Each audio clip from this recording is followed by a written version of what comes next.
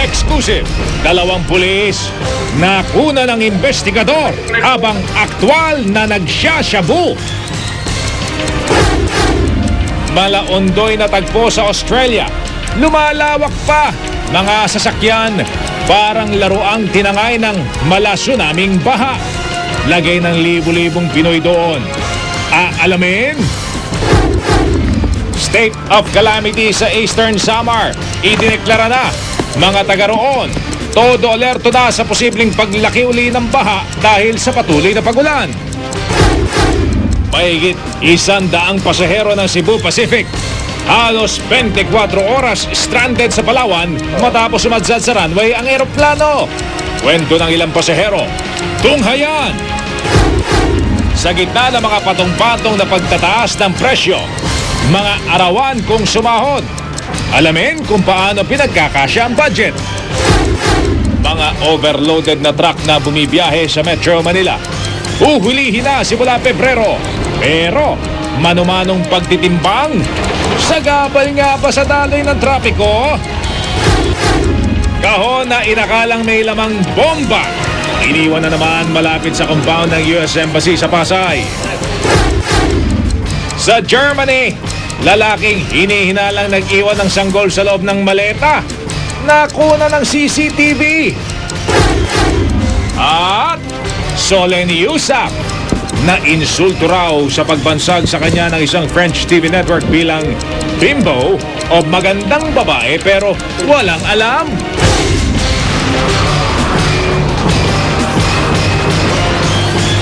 Mula sa GMA Network Center, narito si Mel Bianco, Mike Enriquez.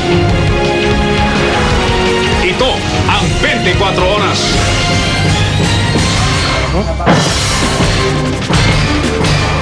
Huling-huli sa akto ang pulis Bulacanayan habang nagsasyabu. Eksklusibong kuha yan ang programang investigador. Sa isa pang video, may kasama pa siya na taga-Caloocan naman daw. Tutukan ninyo dito sa 24 oras ang ibang detalye ng balita niya na siguradong sasabog. Maya-maya lang.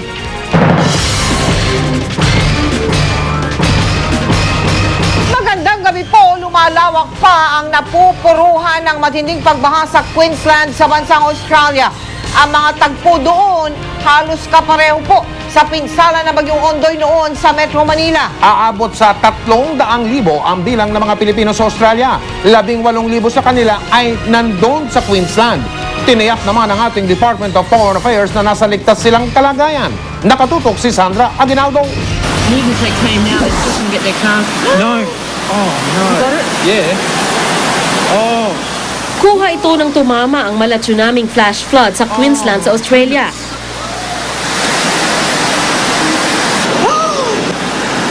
Where's it come from? So, Walang panama ang mga sasakyan na nagmistulang mga laruan ng tangayin ng rumaragasang baha. oh, here's, look at that. Kahalintulad ang mga tagpo ng gulatin ng Metro Manila ng bahang dulot ng bagyong Ondoy.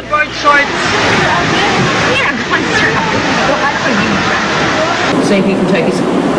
Mapalad pa ang SUV na ito, nakaalis sa baha bago paanurin. Sa taas ng baha, bubungan na lang ang makikita sa maraming bahay sa Queensland.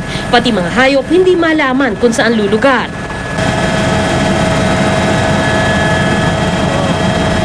Pahirapan ang pagsagip sa mga ito.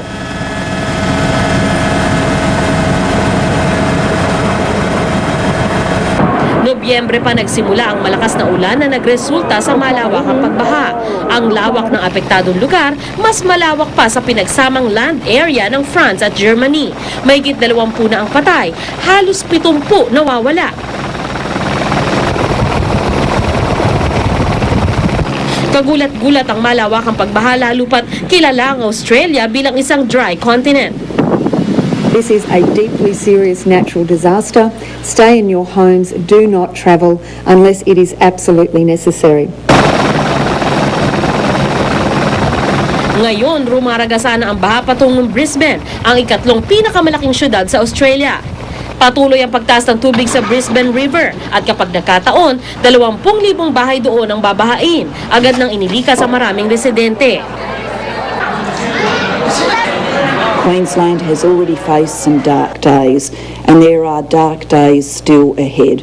But Australia is standing with you. Tinatayan ng DFA, 300,000 ang mga Pinoy sa Australia, 18,000 ay nasa Queensland.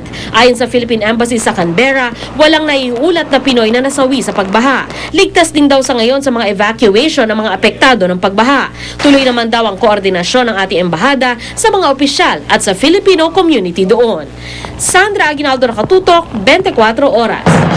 Dito naman sa ating bansa, patuloy ding sinasalanta na masungit na panahon ng ilang lalawigan katulad ng Eastern Samar. Ang mga residente ng Can Avid ay kanya-kanya ng diskarte para makaligtas sa baha at nakatutok doon live at eksklusibo si Jamie Santos. Jamie? Mike, idineklara ng state of calamity sa buong lalawigan ng Eastern Samar dahil sa malawakang pagbaha, kasama na dito ang Can Avid. Dito sa Barangay Malago, 24 oras nakatutok ang mga residente sa katabing ilog dahil sa pangambang tataas muli ang tubig dahil sa walang tigil na buhos ng ulan. Mabasama ng ulan, patuloy sa pagroronda ang mga lalaking ito para bantayan ang ilog na dumaraan sa kanilang barangay. Minamatyaga nila kung muli na naman itong tataas. Noong isang linggo kasi, rumagasa ang tubig nito at inabot ang kanilang mga bahay at mga alagang hayop. Umapaw rin daw ang tubig mula sa kalapit na dam kaya naman nabulaga silang lahat. Nakakatakot din po, talagang nakakatakot. Dahil baka naman po tumas yung tubig, mangyari yung nakaraang linggo. Sa nangyari dito, yung mga baboy nagkasakit, nakandamatay. Ewan kung siguro kung sa ano ng panahon na rin. Isa pang ikinakatakot nila, wala silang matakbuhan kung muling tataas ang tubig, kundi ang kalapit na bundok na ang panganib naman ay ang mga posibleng pagguho ng lupa. Yun din ma'am, kasi yung isang kalsada namin sa likod, mga mahigit 100 meters ang distance ng landslide, siguro mga abot ng 50 coco trees ang natumba sa kalsada. Ang ilan nga sa residente, itinaas na ang kanilang mga alagang hayop para kung tumaas muli ang tubig, hindi ito masasama sa agos. Dahil sa insidente, aminado ang lokal na pamahalaan ng Can Avid na malaking dagok ito para sa kanila. Marami daw kasi sa ikinabubuhay ng mga tao rito ang napinsala na. Ay andoon na, tinangay na, walang napulot kasi inanod na ng baha.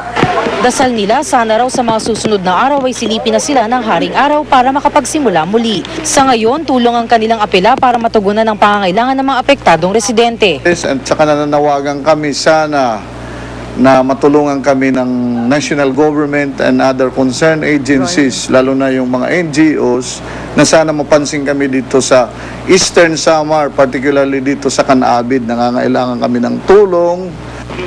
Sa pinakahuling tala ng National Disaster Risk Reduction and Management Council, 7 ang namatay dito sa Eastern Samar dahil sa landslide bunsod ng tuloy-tuloy na pag-ulan. Mike, patuloy ang pagsasagawa ng lokal na pamahalaan ng mga relief operations dito. Dumating na rin ngayon ang Kapuso Foundation dito para ipaabot ang tulong sa mga ating mga kababayan. Mike? Jamie, hanggang ngayon wala pa rin tigil ang pag-ulan dyan? Yes, Mike, no, wala pa rin tigil ang ulan dito simula na dumating tayo dito kaninang umaga hanggang ngayong sa mga oras na ito, bumubuhos pa rin ang ulan dito. Mike? Maraming salamat, Jamie Santos. Bibisita si Pangulong Aquino sa ilang bahagi ng bansa na apektado ng baha. Ayon kay Deputy Presidential Spokesperson Abigail Valte, nais makita ng Pangulo ang lawak ng pinsala. Alamin din daw niya ang kaukulang aksyon ng mga lokal na ahensya at mga posibleng hakbang na kailangang gawin. Sa ngayon, halos 250,000 pamilya sa 8 rehiyon ang apektado ng pagbaha. Hindi bababa sa 40 ang patay, 283 milyong piso ang pinsala sa agrikultura. Halos 600 milyong piso naman sa infrastruktura. We'd like to see the extent of devastation and just to check the progress of the concerned agencies on the ground to see what else can be done to assist the victims. At kahit na may mga pagbaha sa ilang bahagi ng ating bansa ay wala pong bagyo, mga kapuso. Pero asahan pa rin ang kalat-kalat na pag-ulan. Ayon sa Pag-asa, dulot yan ang tinatawag na tail end ng cold front na nakakaapekto sa Katimugang Luzon at Visayas. Babala pa ng Pag-asa lalo na sa mga taga Quezon at Bicol na mag-ingat sa biglaang pagbaha at pagguho ng lupa. Maliban dyan ay umiiral pa rin daw ang hanging amihan o yung tinatawag na northeast monsoon sa Hilaga at Gitnang Luzon. kanina, simula sa susunod na buwan ng mga truck, naubo daw ang bigat ng mga kargamento kapag sila'y dumaan dito sa Metro Manila. Ito ang problema at hindi mawari ng ilan eh. Paano gagawin ang mano-manong pagtitimbang ng mga kargamento na karaniwan at tonelada ang bigat? Gayunpaman, kanina, meron ang nasampulan na nakatutok si Cedric Castillo. Madaling araw pa lang sa Road 10 sa Tondo, Maynila, bugbog sarado na ang kalsada kung dami ng mga naglalakihang truck na bumabagtas dito araw-araw ang pag-uusapan. Tone-toneladang kargo ang dala ng mga ito kaya raw malimit. Hindi maiwasan ang masyadong mabigat na kargamento. Pero bilang na raw ang araw ng mga overloaded na truck na bumabagtas sa mga pangunahing kalsada ng Metro Manila. Simula kasi sa Pebrero, paiirali ng Department of Public Works and Highways o DPWH ang anti-overloading operation nito. Malaki nagiging damage kaya kung dapat halimbawa i-overlay mo every 8 years lang, baka 3 years gawa ng overload, sira na kagad yung kalye namin. Nagtalaga ang DPWH ng 14 na entry point sa buong NCR kung saan titimbangin ang mga truck para malaman kung overloaded ang mga ito. Nakasaad kasi sa Republic Act 8794 na limitado ang bigat ng mga truck na 6 hanggang 22-wheeler kung dadaan sa major thoroughfares. Kaninang umaga, nasampula ng ilang mga truck sa 25th Street sa Manila South Harbor sa isang dry run. Ito yung sistema ng DPWH, isa-isang patutungtungin itong mga truck dito sa portable weighing scale para alamin yung axle load o yung bigat ng magkabilang set ng mga gulong kaliwa at kanan. At dapat itong bawat axle load ay hindi lalampas sa 13,500 kilos. Ang truck na ito pumalo sa 8,000 kilos ang timbang, pero dahil sa kanang gulong lang ito at ganoon din sa kaliwa, ibig sabihin 16,000 kilos ang axle load ng sasakyan, lampas sa 13,500 kilos. Laking pangamba tuloy ng driver nang malamang may violation siya. Paano naman sir kung ganyan laging karga namin? Kung ganyan po laging karga namin, paano? Hindi ko kami pwede dito sa highway. We just warn them, at least more or less matatansya nila kung yung dala nila overload o hindi. Under process ngayon yung deputation order ng aming mga selected personnel na manghuli, mag-apprehend simula February 1. Medyo mababa yung penalty. Dahil dyan, nagmumungkahi kami ng amendments din doon sa batas. Dahil mano-mano ang pagtitimbang, bahagyang nag-usad pagong ang mga sasakyan sa bahaging iyon ng Maynila. Bahala ko sa biyahe. Bakit po? Sira yung biyahe namin. Kasi dito daming mga sasakyan. We are trying to procure yung tinatawag natin weigh-in motion devices. Dito sa weigh-in motion sa gaya ng ginagamit sa ibang bansa, hindi kailangan tumigil ng mga truck.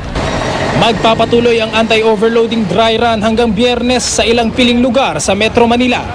Cedric Castillo, nakatutok, 24 oras.